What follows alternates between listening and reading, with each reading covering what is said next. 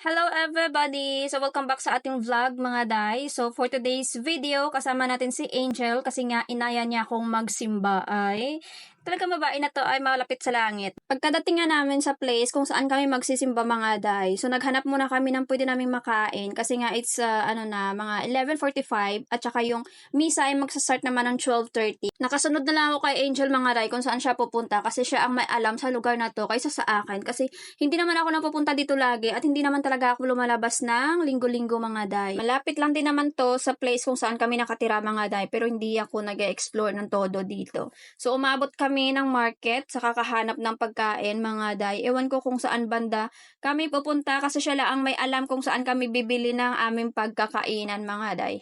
At dumating din kami after ng isang taon na paghahanap sa kadami-dami ng pagpipilian ng kung anong mauulam mo dito.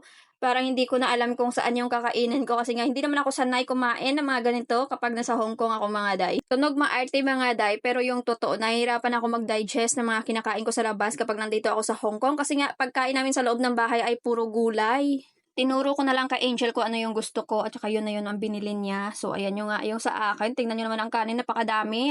Baka hanggang gabi na yung pagkain. Tapos yung manok na kinuha at saka yung eggplant, napakadami nang nilagay. Pero in fairness, ang sarap ng eggplant nila mga. After bumili mga day ng kanin at saka ng ulam, so alay lakad para maghanap ng maiinom. Mahirap na kasing mabulunan tayo. So dumaan kami dito sa mga kung ano-anong anik-anik. Tapos si Angel ang bilis ng paglalakad, nagmamadali, nagugutom na si Madam.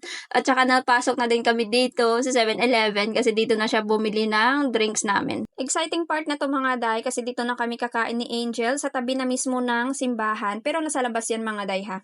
At tingnan nyo naman kung gaano kadami ang isang serve ng pagkain nila dito sa Hong Kong mga day. Ay talagang may iwasan ang gutom mo dito kung talagang masipag ka lang lumabas-labas at maghanap talaga ng may murang pagbibilhan ng pagkain.